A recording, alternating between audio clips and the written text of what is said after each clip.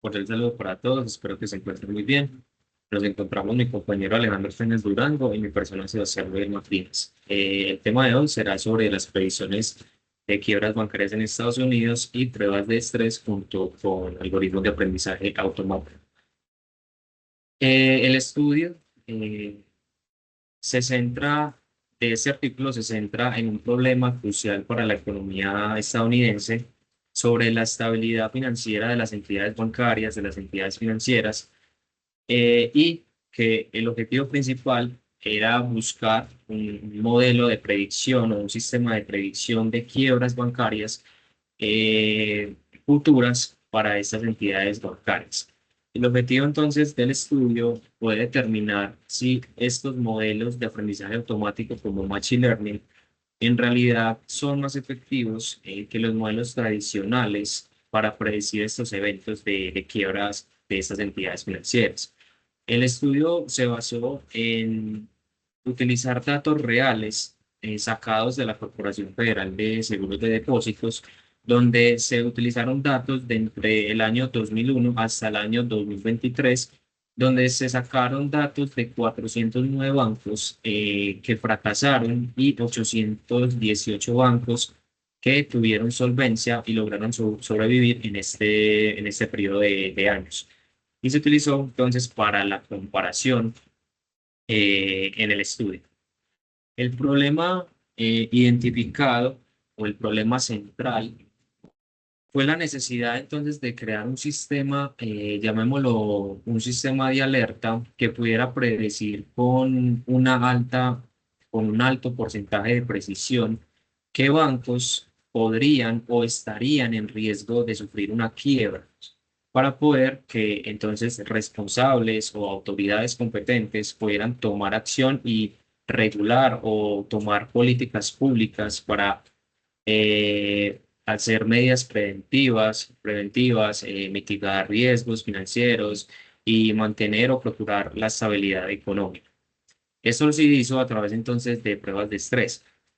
Sin embargo, la predicción eh, de estos indicadores fue un reto bastante alto debido a la complejidad de los datos financieros y el dinamismo del mercado.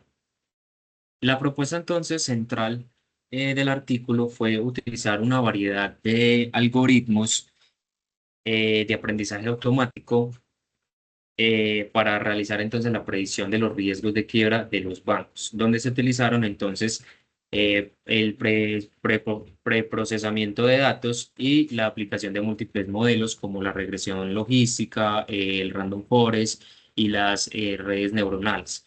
A su vez, también se utilizaron otras variables financieras o otros indicadores financieros como el ratio de apalancamiento, que básicamente indicaba la solidez financiera del banco y significaba el porcentaje de apalancamiento. Esto quería decir, por ejemplo, por cada dólar del banco en pasivos, cuánto tiene entonces en capital para absorber cualquier pérdida o para respaldar cualquier actividad o sus operaciones.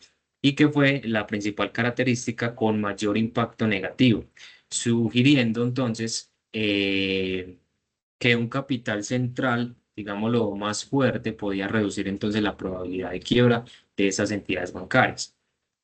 Donde entonces se pasó a a otro indicador financiero, como fue el ratio de capital basado en el riesgo total.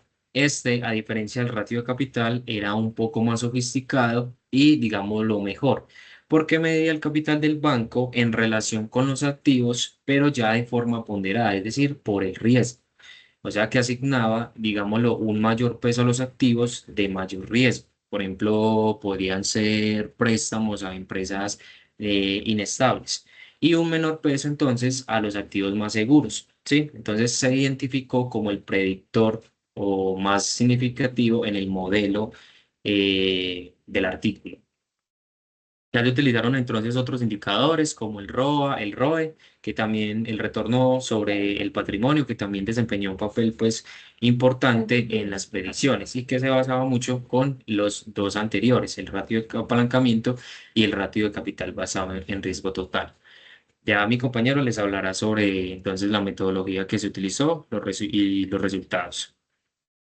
Bueno, la metodología que se implementó me remonta un poco a lo que hablaba mi compañero Sebastián y fue el uso de los datos específicos de ciertas entidades financieras, de ciertos bancos de Estados Unidos y fue esa práctica que, como él bien nos decía, de esa comparativa de unos bancos que tuvieron quiebra en ese periodo y otros que son solventes financieramente hablando, ¿cierto?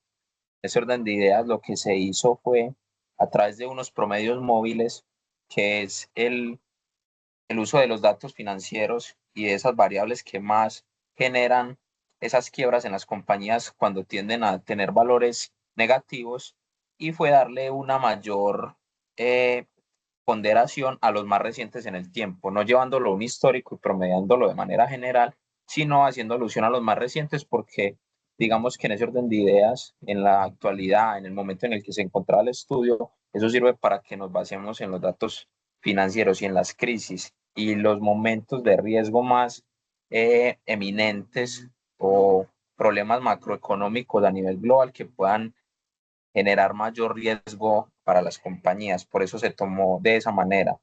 Por otro lado, se generaron unas pruebas de estrés, los cuales se basan en eh, ubicar a las compañías en una simulación donde se den crisis financieras, es decir, temas tanto de patrimonio en su capital como también en todo lo que tiene que ver con activos.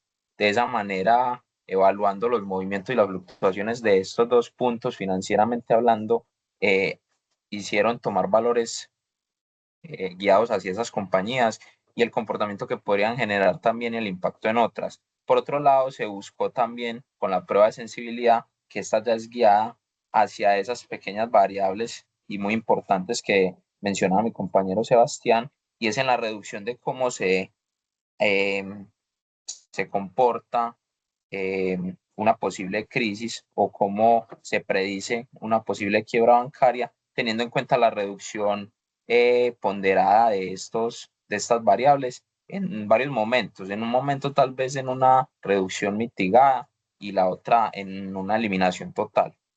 Como resultados que se obtuvo, una confiabilidad por eliminación de variables que fue la siguiente.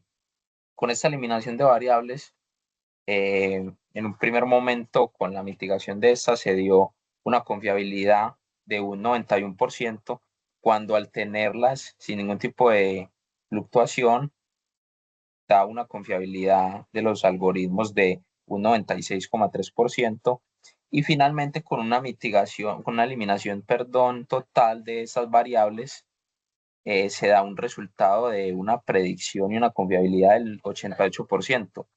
Inclusive en algunos bancos, haciendo esta simulación, no permitía tener un dato exacto de el posible riesgo que esto generaba. Entonces vemos cómo, de cierta manera, estas variables son sumamente importantes a la hora de realizar este tipo de implementación con el uso de datos y las predicciones, y el uso del Machine Learning como una herramienta fundamental en este proceso. Y como implicaciones, pues digamos que se tiene la anticipación de quiebras bancarias gracias a todos estos modelos que se implementan para la obtención de algoritmos de aprendizaje automático que eviten precisamente y se anticipen a este tipo de riesgos. Y también se obtuvo un uso como sistema de alerta temprano, porque al contar con esta herramienta, precisamente los bancos se apalancan para evitar que en condiciones que ya son evaluadas, que ya se han venido trabajando en el tiempo, se evite llegar a esos momentos de crisis total. Como conclusión, el estudio demostró entonces que el modelo de aprendizaje automático Random Forest fue el más exitoso. Como dijo mi compañero anteriormente, alcanzando una precisión en la predicción del 98,4%. Entonces eso logró confirmar que los algoritmos de aprendizaje, como Machine Learning, son herramientas altamente efectivas para predecir las posibles quiebras bancarias a un futuro no muy lejano por parte de los bancos, por parte de esas entidades financieras. Superando en sí, se podría decir que superando en sí a los métodos tradicionales. Además, el estudio concluyó que la precisión de estos modelos depende también entonces de un conjunto de variables financieras clave, como el ratio de apalancamiento, el capital basado en riesgo, ¿sí? Las pruebas de estrés realizadas también demostraron o arrojaron resultados que si bien el modelo puede ser robusto, también su capacidad predictiva se podría reducir significativamente donde haya escenarios de crisis financieras severas, ¿sí? En resumidas cuentas, el modelo de predicción, pues, por muy bueno que sea, ¿sí? Está entrenado con condiciones de mercado normales o con crisis financieras pasadas que tienen, digamos, unos problemas o unas características específicas. Sin embargo, no deja de ser un modelo mejor que comprobado, está comprobado inclusive que no deja de ser un modelo mejor que los métodos tradicionales. Hasta aquí entonces finalizaríamos con el artículo. Muchas gracias.